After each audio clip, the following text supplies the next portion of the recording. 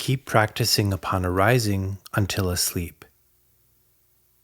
If you want freedom from suffering, you must be determined to practice regularly and observe sensibly whether your practice is correct or not. If you occasionally visit the temple and listen to teachings and listen to teaching CDs at night, but have no mindfulness during the day, you will not get results. If you want to see results, you must practice regularly. Regular practice does not mean just practicing every day, but all day, as much as you can. So you need to practice not only every day, but all day long to see results. The exception is when you need to do desk work. All other times are good to practice. This is why some people see results within just a few years, while others practice 10, 20, 30 years without results. You can't simply count years. This is because their minds are mostly lost in thoughts. They concentrate only on daily formal meditation and let themselves indulge in defilements for the rest of the time. By living that way, you won't be able to fight against the currents of worldly matters and defilements. If you are truly determined to be free from suffering, you must observe the body and the mind from the moment you wake up. If your mindfulness is not quick, start by observing the body. For example, know what position your body is when you wake up. Arms above the head, legs spread, or lying on the left or right side. Be mindful as soon as you wake up. If the mindfulness is more refined, you will know whether the body is breathing in or out when you wake up. If you are very enthusiastic about practicing, you can see these things easily as soon as you wake up. This means you are used to practicing. The mind is accustomed to practicing. Knowing the body when you wake up is still slow. Quicker awareness knows whether the body is breathing in or out. And even quicker awareness is being aware of the moment the mind becomes awake. The mind moves out of slumber and gains consciousness. If you know as soon as the mind moves out of slumber, then the awareness is quick. Ones who wake up lazily, tossing their bodies around after waking up, planning to practice in the evening, will not succeed. If they think this is the time to stretch but not be mindful, then their practice is lacking. Their minds wander off more than being mindful. When you go to the bathroom, be mindful of your body and mind. If you can move bowels easily and are happy, know so. If you have difficulty with it and feel uncomfortable, worrying that you may need a bathroom break on your commute, know so too. You can practice even in the bathroom. I used to hear people say that it was unwholesome to practice in the bathroom. It is not true. Being mindful means the mind is meritorious. How can it be unwholesome? It is unwholesome when you are not mindful. Being mindful is not unwholesome. While eating, be mindful. When the body sees and smells the food, this smell brings pleasure, that smell brings dissatisfaction. Whatever the mind feels, know it. When the food is in your mouth and you taste your favorite dish, you may hate the taste and think that the cook is bad and blame that cook. At first, you are happy smelling your favorite dish, but as soon as the tongue tastes, anger arises. Unacceptable. How can this person be earning a living as a cook? You can observe your mind when it reacts to senses. Whatever you do, observe the body and the mind. Keep observing while getting dressed or commuting. If you are driving, Don't enter absorption, jhana, or samadhi. Be mindful and attentive. Be aware of external phenomena through your eyes, ears, nose, tongue, body, and mind. Do not cause an accident. When you are stuck in traffic, you can observe the mind. If irritation has arisen because of the traffic, know so. Practice continuously. If there is no traffic and you feel happy, know so. When driving, pay attention to driving. Don't let the mind enter deep concentration. I have a student who remembered that I taught them to pay attention when driving and to not enter deep concentration. I said, wait until the car has stopped before observing the mind. Instead of practicing mindfulness, this person fell asleep at a red light, totally unaware of the honking from behind. The mind entered absorption too deeply. This is incorrect. When you are interacting with the world, be fully aware. Don't let the mind go into absorption. You can regularly practice mindfulness in every activity that does not require thinking or physical safety. Keep observing, and you can practice all day. When you arrive at the office, turn on the computer and grab a sip of coffee. If you're happy, know so. Then you think of work and get stressed, know so. The mind that knows that it was stressed will become impartial. If the mind is still partial, know so. If you feel stressed and the mind is impartial, that is good. Stress will disappear and be replaced by awareness, mindfulness, concentration, and wisdom. Then you concentrate on working.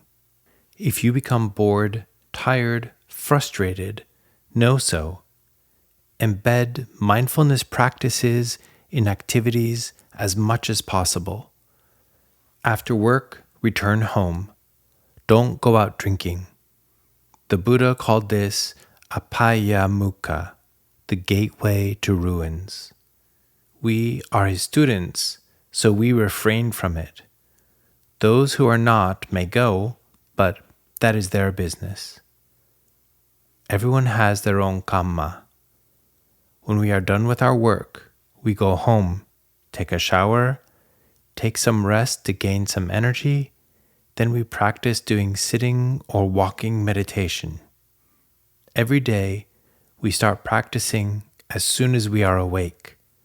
We embed practice into our daily life like this. I did the same thing. If my work was not urgent, I would take a restroom break every hour or so.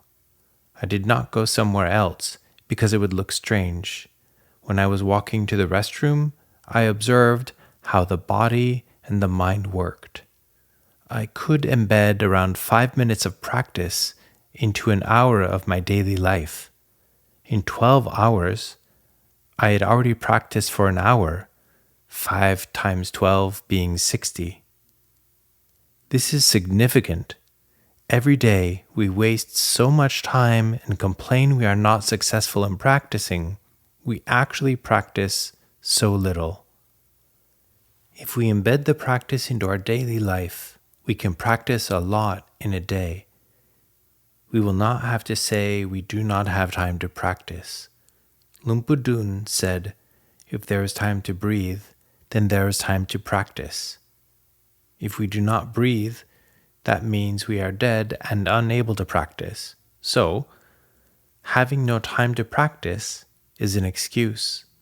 If we embed practice in our daily life, there is always time. For example, if we take the bus, we do not have to drive. Just be careful with pickpocketing. We can practice by breathing and chanting Buddho. This is practice. If the mind is overwhelmed or exhausted, we can practice samatha because we do not have to drive. If the mind has enough strength, cultivate wisdom by seeing the mind reacting to phenomena that show up to our eyes, ears, nose, tongue, body, and mind. Observe how the mind reacts. Start practicing when waking up. When you are back home, practice sitting or walking meditation. Do not get absorbed in worldly matters. Right before you fall asleep, you can practice samadhi. Breathe in Bud, breathe out Do. See the body lying. See the body breathing. The mind knows so in a relaxing manner. Do not resist sleep. If you are not skillful, the mind will gain concentration and become luminous, and you may not be able to sleep for the whole night. If it is only one night, that is fine. But if this continues for many nights, then the body can become tired. You need to know how to lower the concentration level. After some practice in sitting or walking posture, we practice in the lying position. If the mind turns luminous and does not become sleepy, you need to lower your concentration. Relax and ignore that home base of your practice. For example, if breathing is your home base, then ignore the breathing. As the mind remains luminous, peaceful, and relaxed, do not retain, hold on to, or control it. Soon you will fall asleep. But if you concentrate and control it, the mind will not fall asleep. So, if it is time to sleep, relax and fall asleep. If it is not sleeping time, and you have enough strength to practice, then practice in a lying position. The body is tired from standing, walking, and sitting all day. Practice in a lying position until you fall asleep. If you practice like this, when you wake up, you will immediately be mindful. This is because you practice until you fall asleep. The mind is peaceful and relaxed. When you wake up, you will know what posture the body is in, or feel the body breathing in and out. If mindfulness is really quick, you will see the mind waking up from the sleeping state. If you can do this, it means you can practice continuously for all 24 hours. While you are asleep, you will also really rest. If you sleep with a concentrated mind, you will not be asleep long, but it will be sufficient. If the mind has rested enough, but is lazy and does not wake up, there will be dreaming. While dreaming, if you are skillful in practicing, sometimes you will be mindful and the dream stops. The mind becomes luminous and rests within brightness. After a while, the mind relaxes and falls asleep again. Practice every day until you are skillful. Mindfulness should arise automatically, and you can concentrate on any activities. You can work productively and happily instead of woefully. When you work happily, the result will be good because of mindfulness and concentration. This applies to other activities besides work. Keep practicing. While doing household chores, see the body and mind work. Do this, and you will not complain about not having enough time to practice. Those who complain are those who do not practice. That was why Luangpu Dun said, if there is time to breathe, there is time to practice. If you are mindful while breathing, that is already a practice. Keep observing every breath. Be reminded that for every breath, some life is spent, and death is steadily approaching. There is no need for a sophisticated practice. You can simply use breathing. Be conscious while breathing. see that our life is becoming shorter with every breath, for example. This is practicing mindfulness of death. We see the immateriality of the body, and it will soon come to an end. This is wisdom development. Just this simple practice can lead to the end of suffering. There are many ways to practice, but you can practice simply by observing breathing. Life depends on it. When the breathing stops, life ends. Observe this, or see that life is shorter after every breath. The Buddha once asked the monks, "How many times do you think of death in a day?" Some replied, "Once before bed." He said that was careless. Some replied, "Many times, 7 times, 10 times. Still, the Buddha said that they were all careless. The Buddha said that he sees death in every breath. Before I met Luangpu, I read this part from the scripture and was confused. I didn't think that the Buddha lied, but I wondered how he, who was very busy, could do anything else if he was mindful of death in every breath. If you have to work, then work. But as soon as you have time, see the body dying in every breath. Keep observing, and you'll see you'll be able to do this 100 times, 1,000 times, or 10,000 times per day. The number keeps increasing. The Buddha said that he sees death in every moment because he has finished his practice.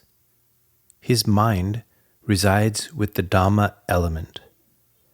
When he observed the aggregates, whether internally or those of Prince Siddhartha, or those of other animals, he saw death occurring all the time. The mind that was fully enlightened would see Dhamma, but we are not yet there, so we can see death 100 times, 1,000 times, or 10,000 times. While breathing, we see that this life is shortened after every breath, and we will not be negligent. Those who are negligent do not think they will die soon. They see death as a distant event. Keep practicing. Some people are faithful and diligent in practicing, but don't have wisdom. Some master called this not having the aptitude. Consider whether what you are doing now is dispersing or accumulating defilements. Even sitting or walking meditation is an act of accumulating defilements for some. They are egotistic about practicing a lot and look down on others. This is called practicing to accumulate defilements. It is unwise. If we are wise in practicing, our practice will not take long. So, if the practice is guided by wisdom, we will see the results quickly. Some people fail in practicing because they are too credulous. They practice to serve defilements because of their credulity or superstition, which is a defilement. When your practice is motivated by defilements, you end up with defilements and suffering. Some people are wise. When their minds become luminous, they are delighted by it. They wisely observe, or yoni-somana sikan, and realize that the minds are stuck in emptiness, space, or luminosity. They know getting stuck there is useless. It's a fool's comfort. Be wise in practice. Without wisely observing, or yoni-somana sikan, your practice will be repetitious, difficult, and exhausting. It can, however, slowly lead to success.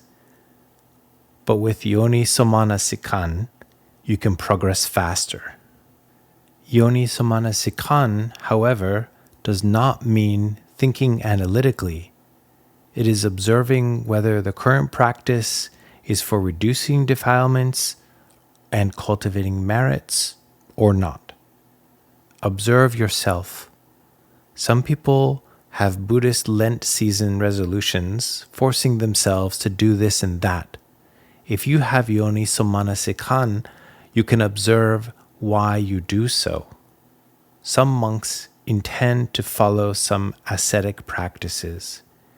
If they have yoniso manasikhan and know that they do so to train themselves, to train the mind, and not to adhere to sensual pleasures, then it is wise. They know the purpose of their Lent. They have yoniso manasikhan. But if they act because the Buddha, Venerable Maha Kasyapa, or other masters said that this is good, unwisely following the practice may be driven by greed. It is not very good, but with persistence and patience, one day they may get it as well. So we practice in our waking hours. Have yoniso manasikhan to guide ourselves to reduce defilements and grow merits.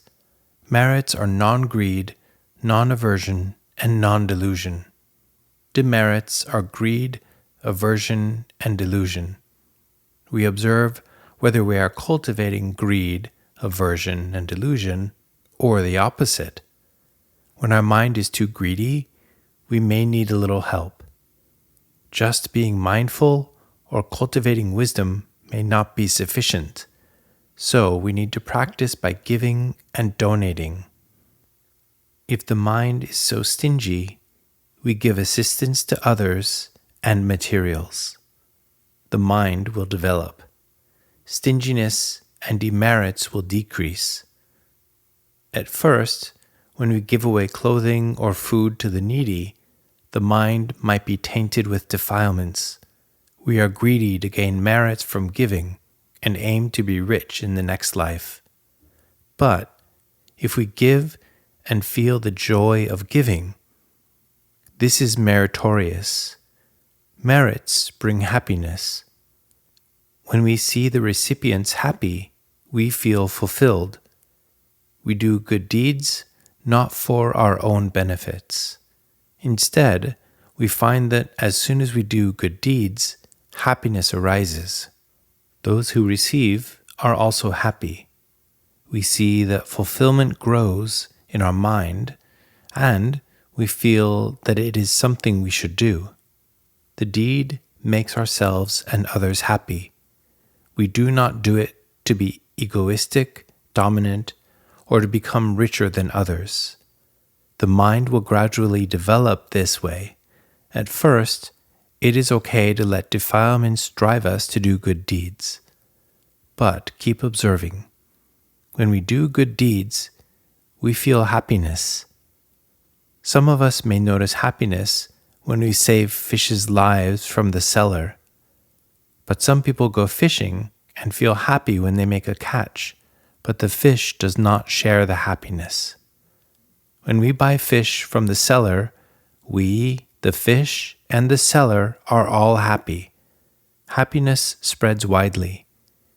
Keep observing. The mind will gradually become serene. Greed and selfishness will subside. When demerits lessen, merits grow.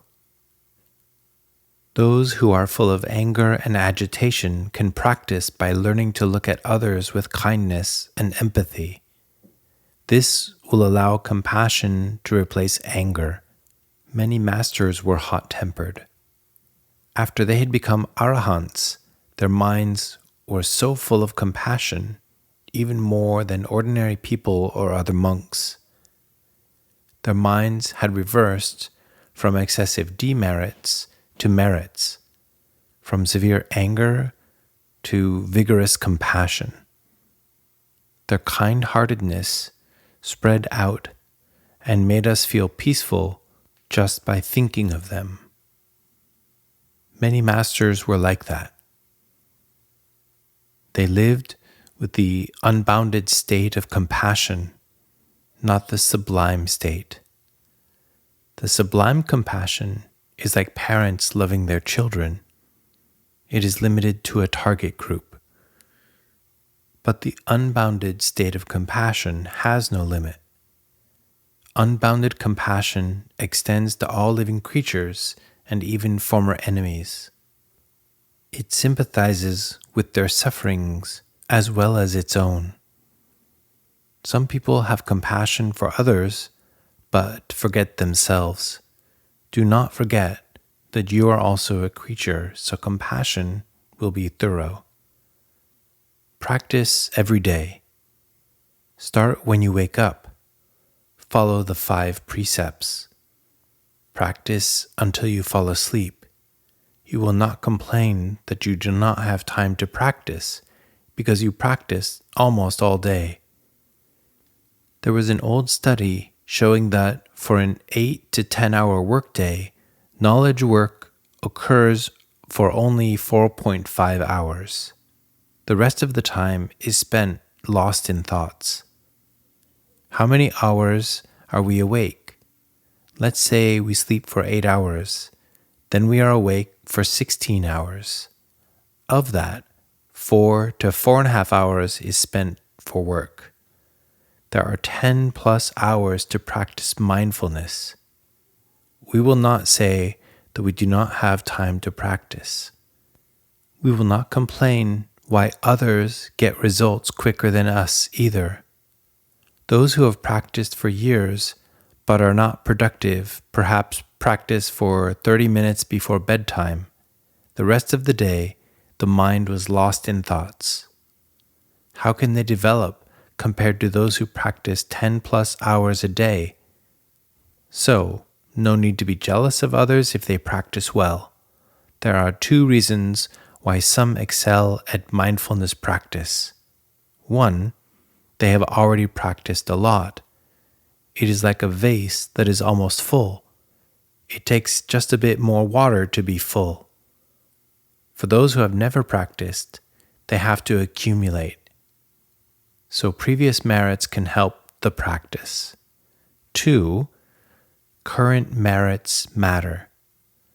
Your success is determined by whether you practice correctly. Also, how much do you practice if your practice is correct? If you practice sporadically, you cannot expect a good result. Developing defilements for 15 hours and practice for 30 minutes will not be sufficient, but it is still better than no practice. It can develop into a habit. One day, after many Buddhas have passed, their strengths will become stronger and practicing mindfulness will be easier for them. So, make a resolution to practice as soon as you wake up until you fall asleep. Whenever there is no knowledge work, be mindful. Stay with your home base, like observing the body while breathing out and in, or be mindful of death in every breath. We die once when we breathe in, and another when we breathe out. We are gradually dying. Do it this way, and the mind will have the strength to relinquish worldly things. Those preoccupied by the world, vying for things, are those who never think of death. If they knew they would die soon, they would not be in so much contention, striving for wealth, power, prestige, and so on. These are meaningless. When they die, they lose everything they fought for. The fools are like that. They are tied up, exhausted, and busy with the world. They do demerits to obtain worldly possessions, harming themselves, harming and exploiting others. They step on others to reap benefits. They think they are the smart ones, exploiting the stupid. The most stupid ones are actually those who commit bad deeds. If they are not stupid, they will not commit bad deeds. But worldly animals are like that. We cannot change them. We can change ourselves. When you have practiced for some time, you will see that this world is nothing but suffering. It is full of contention and hurting others. When you see that there is nothing but suffering, the mind will want to get away. The ones who have enough strengths will achieve enlightenment. The ones who do not will resolve not to be born in the human realm until the next Lord Buddha arrives. Resolve like so. When you do good deeds, be mindful and make that resolution. Our world has become uninhabitable. Oceans will soon rise. Everything is getting more violent, and people are encroaching others. You can pray to be reborn in heavenly or Brahma realms and not humans. If another Buddha has attained enlightenment, let us know so we can study Dhamma again. When you are in heaven's realms, do not be negligent. Keep practicing, and the results will come easier. There was once a monk who made a resolution to be born in the Brahmin realm. He asked that whenever a Buddha arose, he was to be reborn as a human. While he was a Brahmin, he practiced. So keep practicing. Do not inhabit this world. Let others do that. Around 30 years ago, a master said he saw many hell creatures had been born on earth. In the past 30 to 40 years, there were a lot of people who practiced and were moral. The master, however, mentioned that the hell creatures were emerging. They will make the world uninhabitable. He told us to practice mindfulness and stay away from them. There is nothing we can fix. It is time for them to dominate the earth. You can see that today immoral people are everywhere. What is hell like? It is hot and restless. Have you noticed that life today is like that as well? People can suddenly cause social disturbances. They cheat and abuse others. There is no peace. And this is what the Master mentioned more than 30 years ago. Actually, he said more than this, but I will refrain from saying too much, as it might affect international relations. He also mentioned that in the past we were in India, where many meritorious people lived. The concentration of merits is luminous. Those who emerged from hell saw the luminosity and their minds were attached to it. The Master said that we escaped to Thailand, but they came after us again. Now we need to flee to a higher place if we have not yet reached Nirvana. We will practice there. We cannot change others. That is what they are. Some people do both good and bad deeds. For example, they have made donations and did charity work, so they become wealthy in this life. Their bad deeds can drive them to crave more. This is the world we live in. People, including us, have both good and bad. But we can get better by practicing mindfulness, refraining from committing bad deeds, and cultivating good deeds that will make us better. For others, let them be. Karma will give the results to them for their own actions. Let us stop here before this turns into storytelling. Anyway, other young masters have also said that a very large proportion of people in this generation will go to hell, returning to where they came from. The masters warned us to run away to the upper worlds.